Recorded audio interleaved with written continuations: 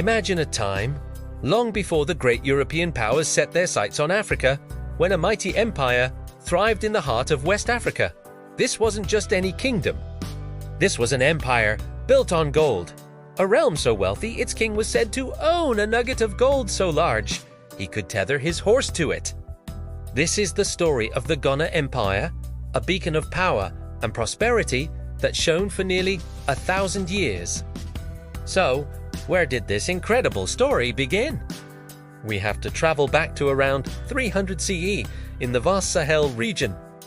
Nestled between the Sahara Desert and the lush forests to the south, a people known as the Soninke started to band together. The land was tough, but they were tougher.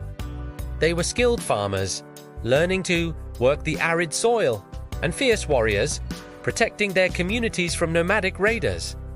The name Ghana is actually a title, meaning warrior king. The empire itself was more accurately known by its people as Wagadu. But it was the king, the Ghana, who held the ultimate power, and his power came from one key resource: gold. The Ghana Empire was perfectly positioned.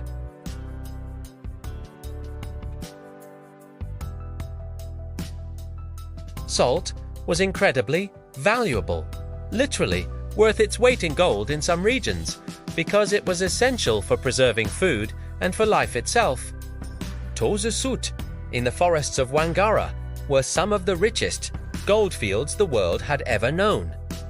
The exact location of these mines was a fiercely guarded secret, a mystery that added to the empire's mystique. The Soninke people of Ghana became the ultimate middlemen.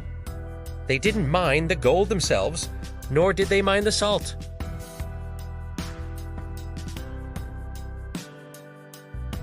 Camel caravans, the ships of the desert, led by Amazigh and Arab traders, would embark on a perilous 2-month journey across the Sahara, bringing salt, cloth, swords, and books from North Africa and the Middle East.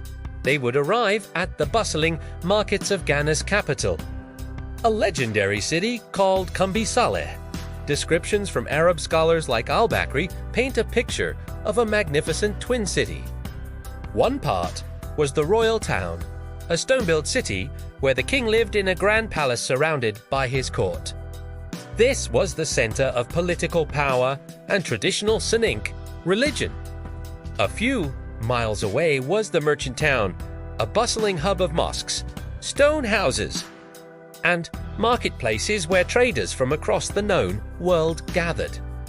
It was a vibrant, cosmopolitan center of commerce and Islamic scholarship. The trade itself was a marvel of trust and tradition. A unique system known as the silent trade, or dumb bartering, was often used for gold. The northern merchants would arrive at a designated spot, lay out their salt, and then retreat. The gold miners from Wangara would then appear, inspect the salt, and place an amount of gold dust they felt was a fair price next to it before disappearing back into the forest. The traders would return. If they were happy with the amount of gold, they would take it and leave. If not, they would leave it, and the process would continue until both sides were satisfied.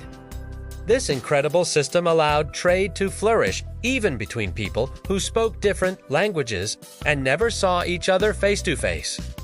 The king of Ghana grew immensely powerful by taxing this trade. Every slab of salt coming into the empire was taxed. Every load of gold leaving the empire was taxed. This generated unimaginable wealth. The king used this revenue to build a formidable army, said to have 200,000 soldiers, including 40,000 archers. This military might wasn't just for show. It was used to maintain peace, protect the trade routes from bandits, and expand the empire's influence over neighboring states, forcing them to pay tribute. The court of the Ghana was a spectacle of wealth.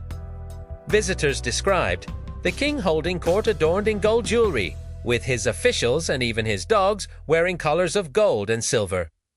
He was seen as a divine figure, the link between his people and their gods, and he commanded absolute authority and respect.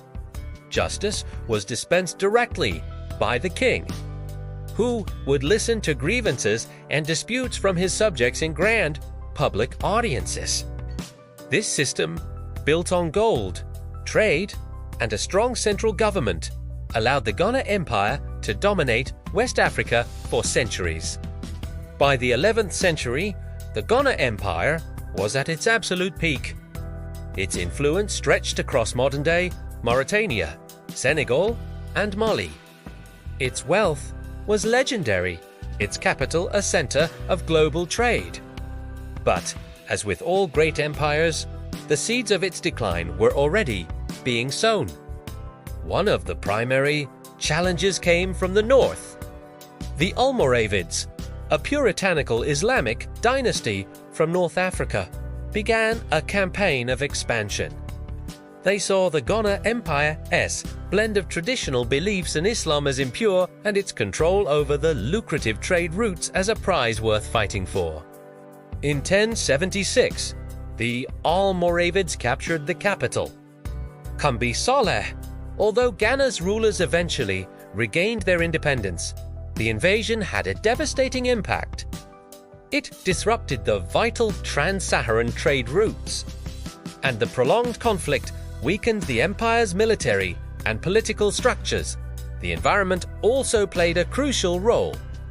The centuries-long process of trade and settlement had put immense strain on the land. The increasing population and the thousands of camels in the caravans contributed to overgrazing. This, combined with a period of severe drought, began to turn the once fertile farmlands into desert. As resources dwindled and the land could no longer support its people, internal rebellions began to bubble up. Subject states that had once paid tribute to the powerful Ghana now saw an opportunity to break free. The final blow came from one of its former subjects. A new power was rising in the south, the Soso Kingdom. Led by a ruthless king named Sumanguru Kanti around 1203, Sumanguru conquered what was left of the Ghana Empire, absorbing its territories into his own expanding domain.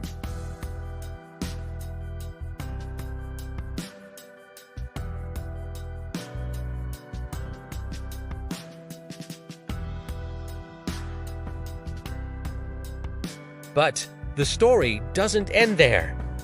The fall of Ghana paved the way for the rise of an even larger and wealthier empire, the Mali Empire, founded by the legendary Sundiata Keita, who would eventually defeat Sumanguru Kanti. The legacy of Ghana lived on. Its sophisticated systems of trade, taxation, and administration were adopted and adapted by Mali and, later, the Songhai Empire.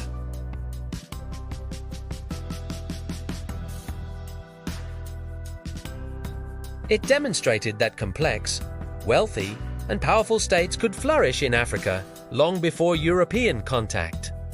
It was a civilization built on shrewd economic strategy, military strength, and a deep understanding of its environment. When the modern nation of Ghana gained its independence in 1957, it chose this name to honor that ancient, powerful kingdom, a symbol of a proud and glorious African heritage. The Golden Empire may have fallen, but its legacy shines on. Thanks so much for watching.